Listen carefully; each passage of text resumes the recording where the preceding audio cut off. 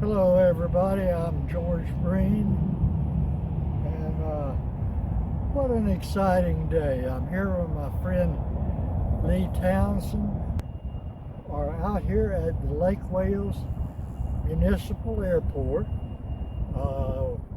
which is west on 60 out of Lake Wales, and we are standing on the runway of the original Lake Wales drag strip, which was created and sponsored by the early Lake Wales Hot Rod Club, which was a group of young men, approximately probably about 30 of us. Best of my memory, we started in the year approximately 1952 should be really close.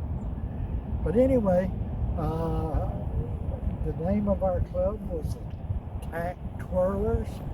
President was Jimmy Avery, Secretary Joe Hanchin, and Vice President George Breen. Well, Lee and I are standing near where the starting line was,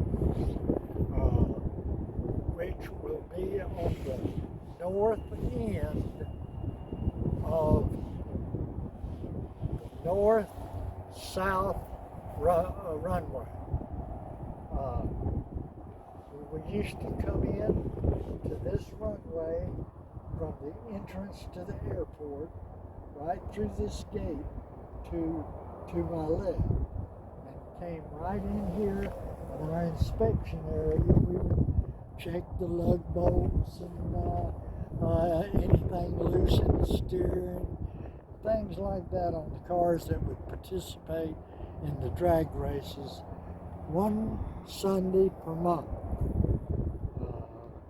The airport was managed back then by a guy named Don Church, and he gave us permission. Of course, we paid him a little rent to use the airport one Sunday a month. So Lake Wales, even though we were a little primitive in some of our things we managed, but the Lake Wales drag strip very quickly grew into a premium drag strip here in Florida. We were the first drag strip in Central Florida for sure to award trophies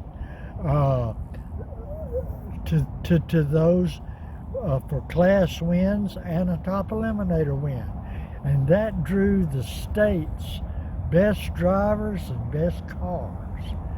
So it is so exciting for me to go back and realize when in 1954 I was 19 years old, and I was a sponsored car. That was also a first here in Florida.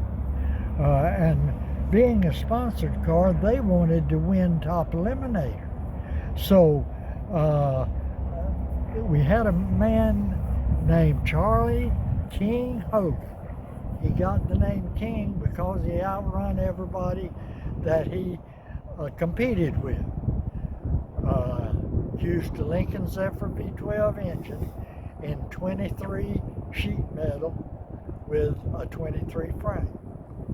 Well, my sponsors and the Lake Wales public would come out here each Sunday that we had drag races, and I would get outrun by this car from St. Petersburg, driven by Charlie Hogan. And so at age 19, I built my first dragster class car. Uh, I'm so fortunate that to have a sponsor in those days, which they didn't really spend a lot of money, but they gave me oxygen, acetylene, bolts and nuts, things like that, which was a big help in those days. And so I didn't know near as much as I should have known about what makes a car go straight, what makes an engine run, but I was a young man doing what I wanted to do.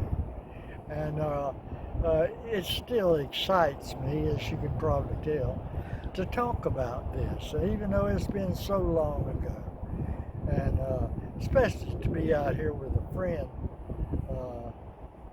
such as Lee, that's got a heart for cars as big as mine. But anyway, we come out here on a Sunday afternoon. Here Charlie was here with a big smile again, ready to outrun the Norton Brothers car. Honestly, that was the first drag racing car we had ever seen that had a name wrote on the door.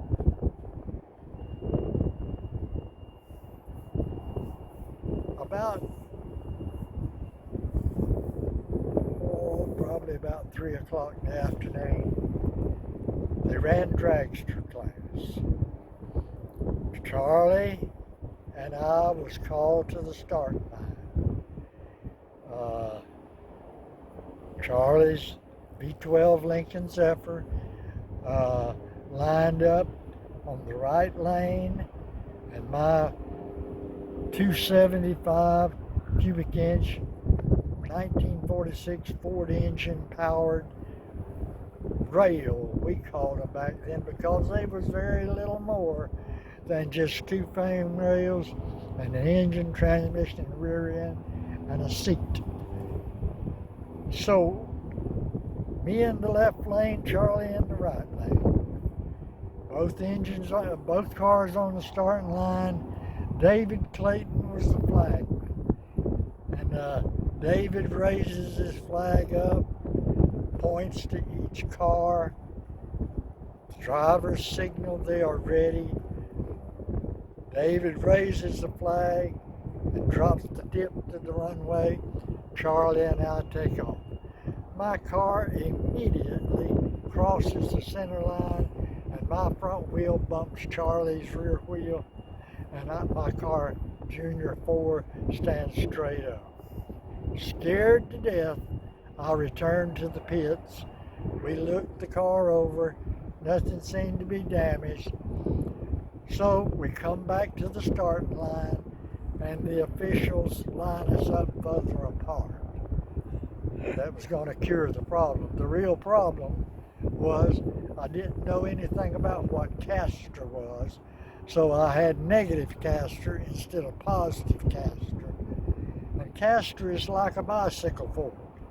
It comes down and out, and the weight is behind the wheel, so that it wants to go straight. Remember how you can turn the handlebars loose on a bicycle and pedal, and it goes straight.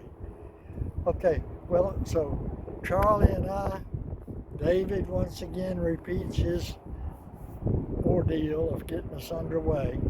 So when the flag comes down, Charlie and I take off. And I'm a little more careful this time, a little slower on the start line, but I make it up, and I outrun the V12 Lincoln Zephyr for the first time. That was Sunday. And I also continue on that day and win my first top eliminator trophy. Monday morning, I don't know if I slept any Sunday night or not, but Monday morning at Norton Brothers Garage, people that were spectators from Lake Wales came by the shop and congratulated us. Norton Brothers were just ecstatic and did wonders for their business, which was just a small two-brother owned garage here in Lakeway back in the 50s. So